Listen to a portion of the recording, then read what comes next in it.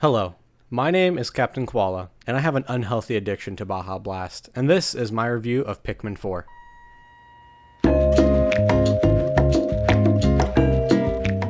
If you've seen my most recent video, How Pikmin Changed My Life, you'll know that I'm a newcomer to the Pikmin series, and I've just recently played 1 through 3. I really enjoyed Pikmin 1 through 3. I had a lot of fun trying to fit everything I needed to do in the 30-day time span of Pikmin 1.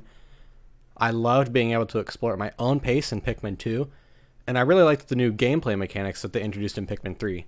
So I was incredibly excited for Pikmin 4. I had played through the demo of Pikmin 4 and it got me even more excited. So when it finally released, I rushed to pick up my game. I was the first person in line to enter the store to get Pikmin. I sped home, going a little too fast, and booted it up. Something that jumped out to me was how amazing this game looked on the Switch. The Switch isn't known for being a very powerful console. Games like Breath of the Wild and Tears of the Kingdom are incredibly pretty, and it shows in Pikmin 4 as well. I had played the demo, so I was already introduced to everything that I would need to know before hopping into the actual game, which was incredibly useful because I don't like tutorials very much. I like to learn the game at my own pace, or if there is a tutorial, I like the option to just skip it.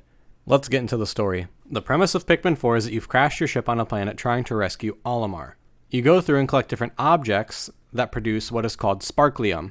Through collecting these objects, you get the sparklium to power your ship in order to find other people that are lost. These are people like captains and explorers that are part of your crew that you lost when you crashed. This is actually the third Pikmin game that opens with you crashing your ship, so I feel like they need to really reteach how to fly ships through space because this is happening way more often than it isn't. Anyway, back to the story.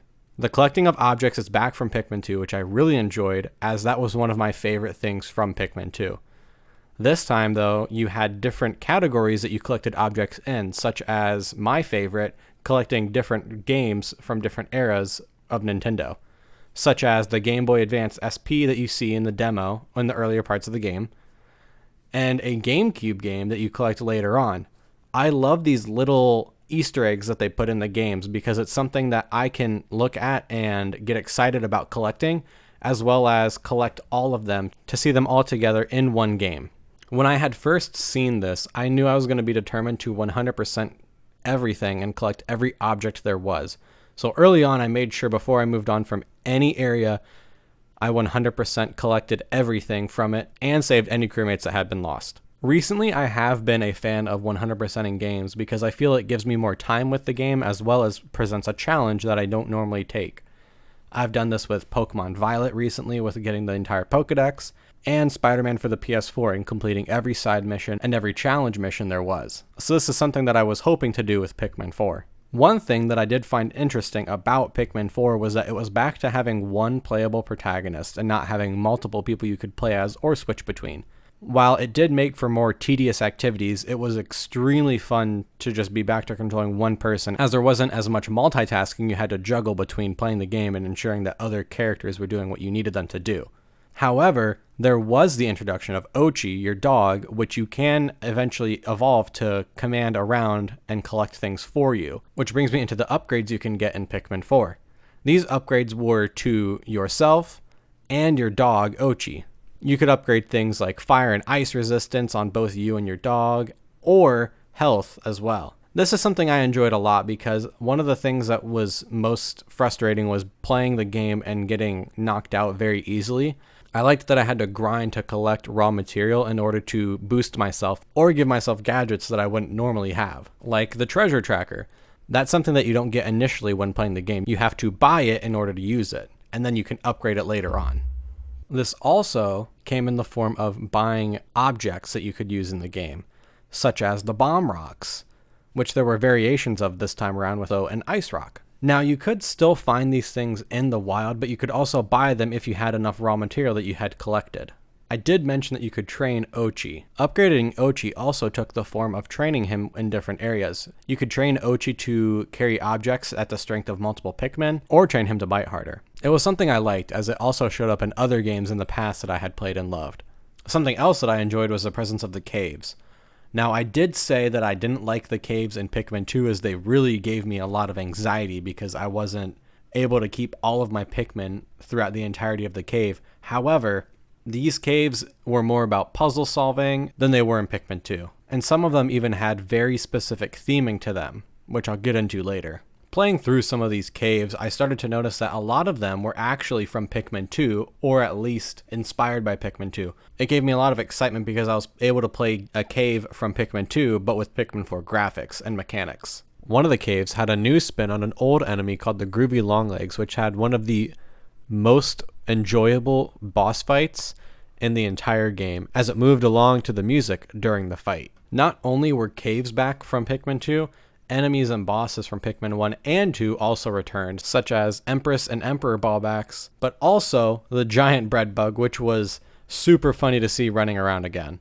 One that caught me by surprise was the Water Wraith, because I had totally forgotten about seeing it in Pikmin 2, but when I heard that music and saw that cutscene, I freaked out because I knew I was in for a tough time as I was nowhere near done finishing through that cave. One of the enemies that did return was the Burrowing Snagret. And we all know how I feel about the Burrowing Snagret. I hate its guts, I want it to die, and I never want to see its stupid fucking face ever again. But there were also some new enemies introduced, such as the Crested Rumpup, which is by far my favorite. As soon as I saw it, I fell in love because it almost looked like a puppy, but also a fucking terrifying scorpion. Another one that was introduced was the Mammoth Snootwhacker, which almost looked like a prickly, cactus elephant. And one of my favorite Pokemon is Donphan, so it was perfect. You also had new variations on older enemies, such as the Tusked Blowhog, which was a new type of Blowhog that we hadn't seen before. I love the variation between the different enemies. It gave some Pikmin new life because they weren't used very well in the past with things like the Poison Pikmin. There wasn't an enemy that you needed the Poison Pikmin for in the past. Now there is. This also comes in the form of more new enemies, such as the Scorch Cake, which came in different variations of Shock Cake and Freeze Cake, as well as the Slooches, which is, might I say, one of the most perfect names I have ever heard. Just say it. Slooch. Slooch. Anyway, the Pyroclasmic Slooch was a new enemy, which was like a slug that was on fucking fire. And this came in other variations as well. Overall, I think this is one of my favorite bunches of enemies in any Pikmin game that I've played. I even came around to the Burrowing Snagret because I was able to lock onto it this time and depth wasn't a problem. I know that sounds silly, but whenever I was able to kill it and not worry about it and not lose any Pikmin, I felt empowered. I felt like a new man. I don't know what that says about me, but I'll take it. Which, speaking of the Snagret, one of my new favorite enemies in the game was the Downy Snagret. And yes, that is its name. I will be referring to it as the Baby Snagret because Downy Snagret sounds a little off. The Baby Snagret was so cute, and it pained me that it was very, very hostile because I didn't want to kill it. And when you do kill it and your Pikmin drag it across the map, it's so fucking depressing. But I avoided killing them at all costs because they were just so adorable. And I would love for Nintendo to make a plushie of it because I would buy at least 3. Segueing from the enemies to the Pikmin, there were only 2 Pikmin that were introduced in this game, being the Ice and Glow Pikmin. Now, I had seen a lot of people worried that the Ice Pikmin was going to be just as overpowered as the Purple Pikmin was in Pikmin 2. And in a way, that's true, because the Ice Pikmin had the ability to freeze enemies if attacking long enough. Which meant if you had a ton of Ice Pikmin, you could freeze an enemy and then destroy it with your other Pikmin. Now, this frozen ability didn't last forever, but it lasted long enough where you could get a couple good hits in before it thawed out. And anyway, the Ice Pikmin gives me the same vibes as the Blue, Purple, and Rock Pikmin and being super fucking dumb and having that blank stare, so it's now one of my favorites. The Glow Pikmin was interesting.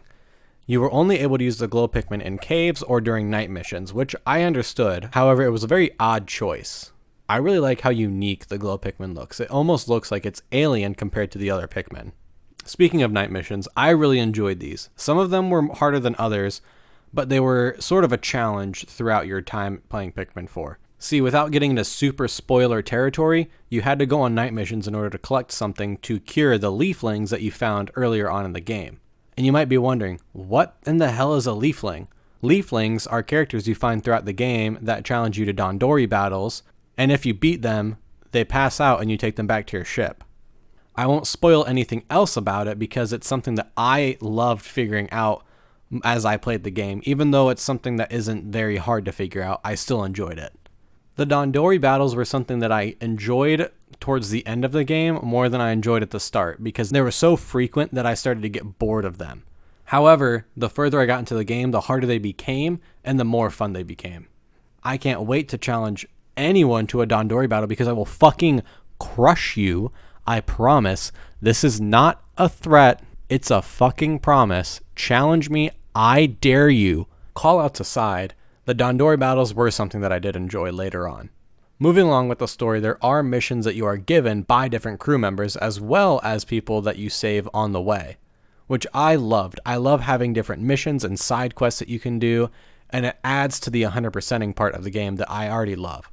Some of these missions include finding different species of enemies or finding a certain amount of objects, or even finding friends of the people that you've already saved.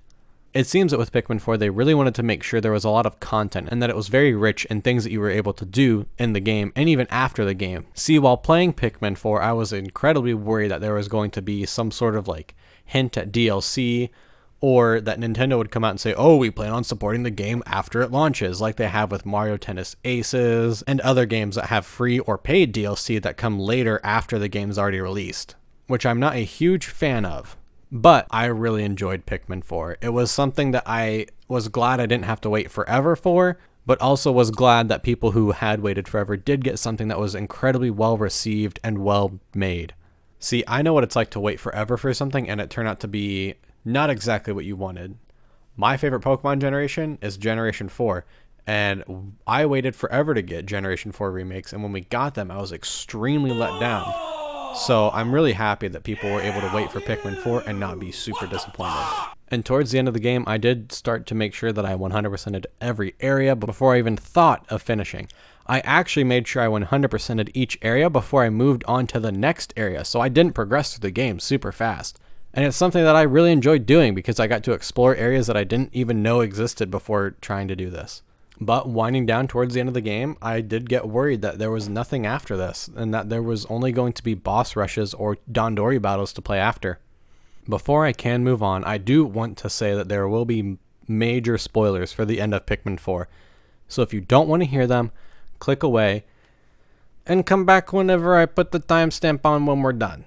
Because I really want to talk about this, and I've been making sure I don't talk about it with my friends because I want them to experience it the way I experienced it, because I didn't get spoiled and I don't want them to get spoiled, and I just want to make sure they have a good time of it. So anyway, this is your spoiler warning for part of the video. I just want to talk about something super fast because it was awesome.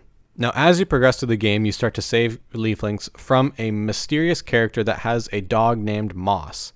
And you start reading different ship logs from Olimar that allude to this mysterious character. And in the last area of the game, you confront the character in a final Dandori battle.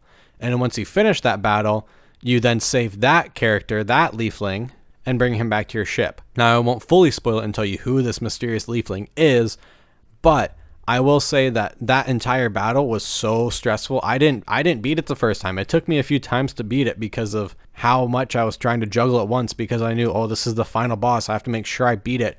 And I just stressed too much, but it was very enjoyable. And I do want to go back and play that part again because it was just so fun.